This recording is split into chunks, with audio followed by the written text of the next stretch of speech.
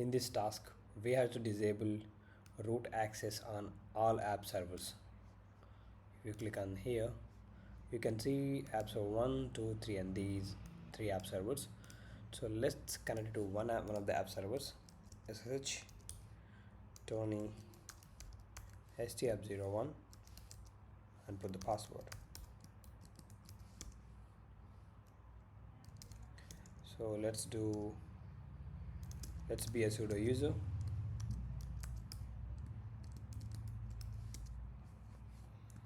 So try to check that first. So I'm gonna change the password for root user, passwd.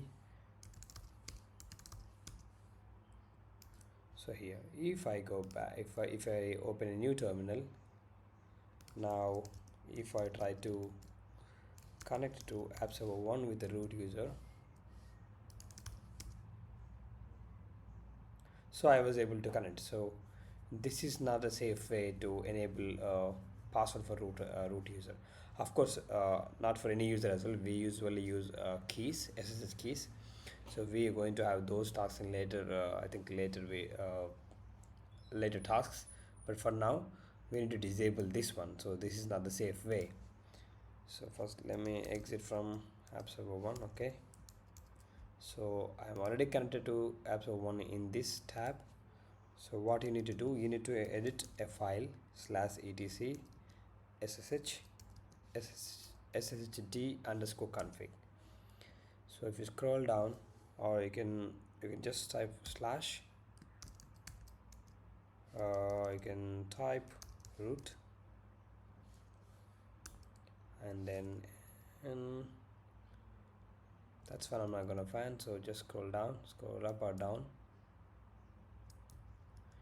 Here you can see password authentication for root user. Somewhere it's supposed to be in here. Here you can see permit root login. So instead of yes, you can say no, and then what you can do, you need to restart the service systemctl, because if you, even though you edited it, if you try to connect it, it's gonna work. So you need to restart sshd service.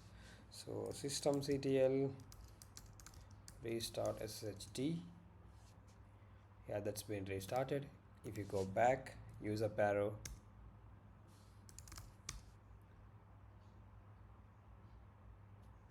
now it's not gonna work.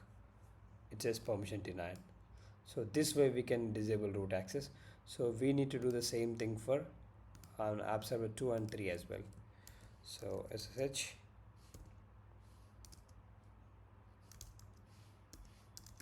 steve htap02,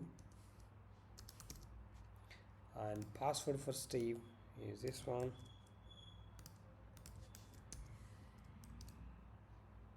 And then do sudo su, be a sudo user, ssh sshd underscore config. If you scroll down, maybe I can type permit, okay, with capital T. Now I need to do, of course I can use set command to replace this one as well.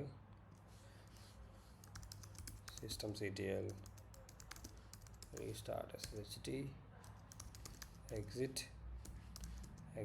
Now let's do this the same thing for app server 3, and then password is this one.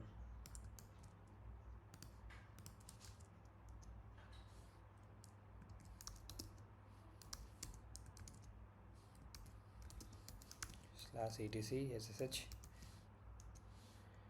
So I'm doing this one swiftly because I usually I've done these kind of tasks many times, so it comes with experience or practice. Now we can do systemctl restart sshd. Now if you click on check,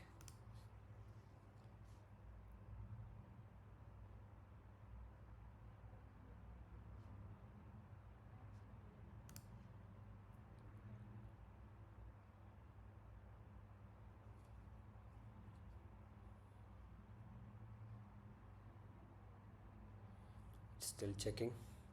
Yeah, it's been successful now. That's all for this video. Thank you so much for watching.